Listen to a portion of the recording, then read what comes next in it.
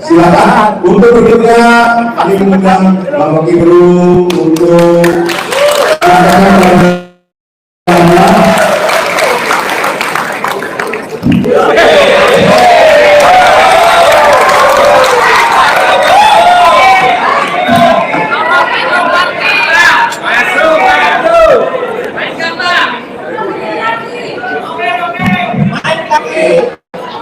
Big.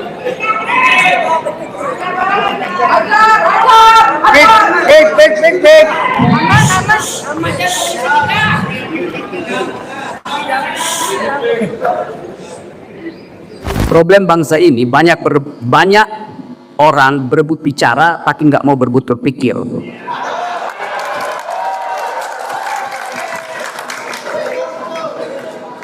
Ya dengerin gue ya. Saya mau serius bicara. Untuk sesuatu yang jadi akan pertaruhan sejak besok pagi. Kalau kita gagal mengucapkan dalil hari ini, nggak ada lagi pertemuan berikut para aktivis. Ini ukuran terakhir kita. Karena itu produksi pikiran, tunda kemarahan. Judulnya memperingati reformasi 1998 Sarasen aktivis. Judulnya udah salah. Yang kita perlukan adalah mengulangi reformasi, bukan memperingati.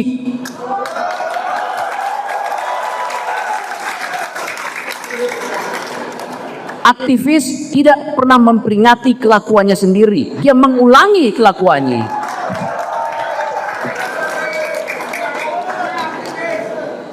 Apa kelakuan kita di 98? Ya turun faso. Kita ulangi kelakuan itu hari ini.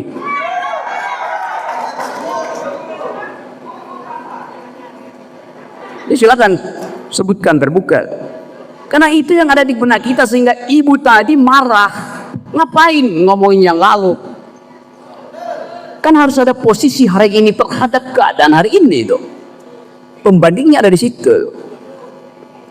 Kalau kita dengar uraian tadi dan kita akan dengar uraian panjang lagi, Daeng, Melki segala macam itu, ada semacam kepastian bahwa presiden sedang bergerak ke arah paradigma baru ekonomi. Bergerak ke arah, pertanyaannya dia mau nggak meninggalkan yang lama?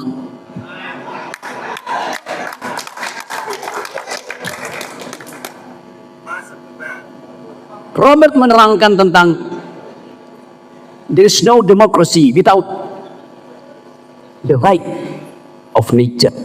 Hak pohon untuk berdiri tidak dijadikan pelet kayu oleh oligarki. Kita mau coba lihat itu. Kalau soal demokrasi ekonomi mengarah pada sosialisme, saya tanya sekarang, yang ngerti tentang apa yang disebut sosialisme dalam pengertian akademis berapa orang? Termasuk yang ada di kabinet.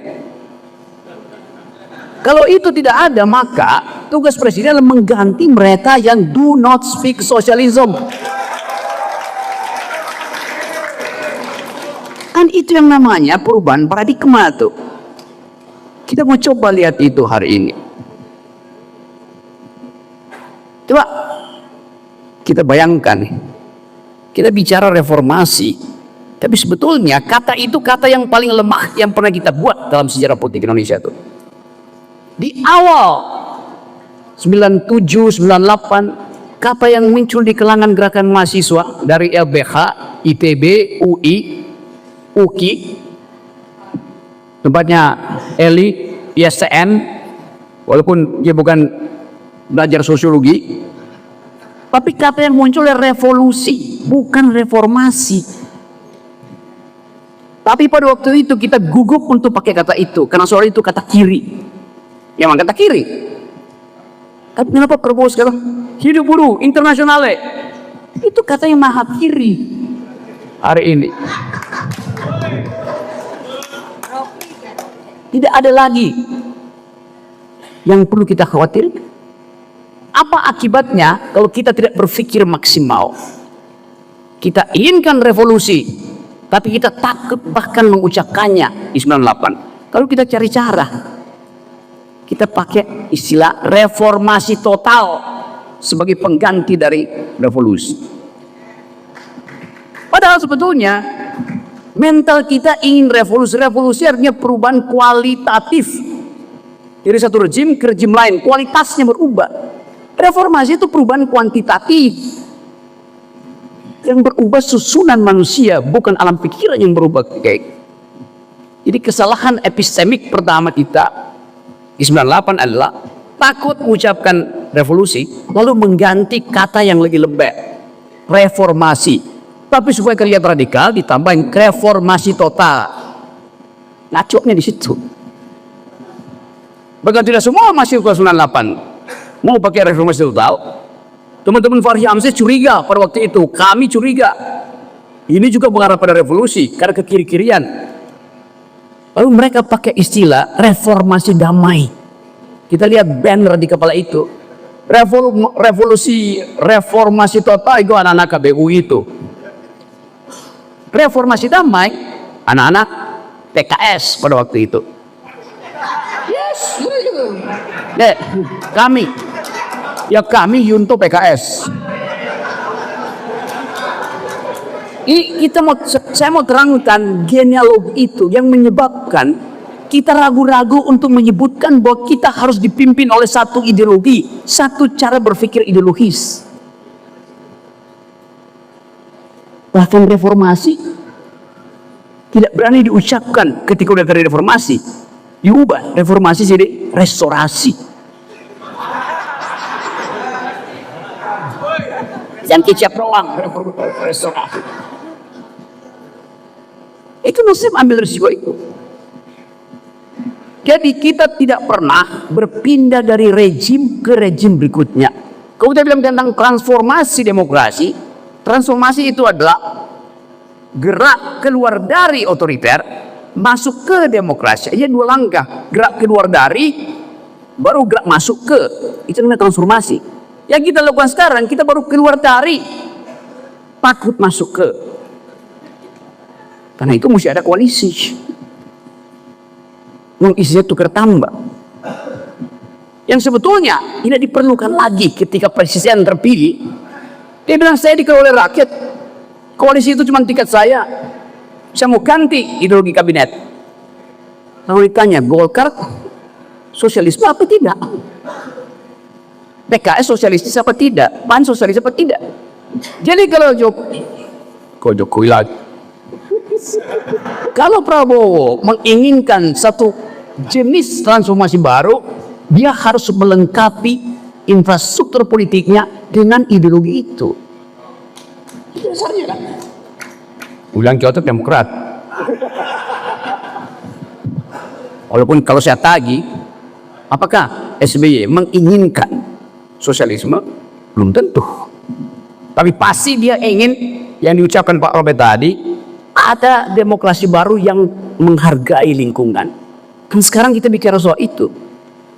Kita tidak bicara lagi do you speak Dutch, do you speak English, French, do you speak environmental ethics, do you speak feminism. Kan itu yang kita perlukan hari ini kan. Sekarang kita tanya, Gibran, do you speak feminism? Do you speak environmental ethics? Apa tuh? Jadi sebelum moral kita dibuat keropos oleh keraguan-raguan kita, kita pastikan dulu bahwa ada hal yang harus difinalkan. Bahwa kabinet boleh di reshuffle, tapi buat apa di reshuffle kalau ideologinya tetap tidak radikal? Reshuffle kabinet artinya mereshuffle cara berpikir para menteri tentang kebijakan ekonomi Prabowo. Saya sudah dengar sosialisme Prabowo bahkan 3-4 tahun, 5 tahun yang lalu. Satu waktu Prabowo mampir, saya bilang mampir ke rumah saya. Dia mampir, bukan saya yang ke rumahnya. Saya bertetangga turun semeter. Lalu kita bicara tentang masa depan Indonesia. Saya tantang, Anda mau nggak jadi pemimpin sosialis Indonesia? Dia bilang, bahkan saya ingin jadi pemimpin sosialis Asia.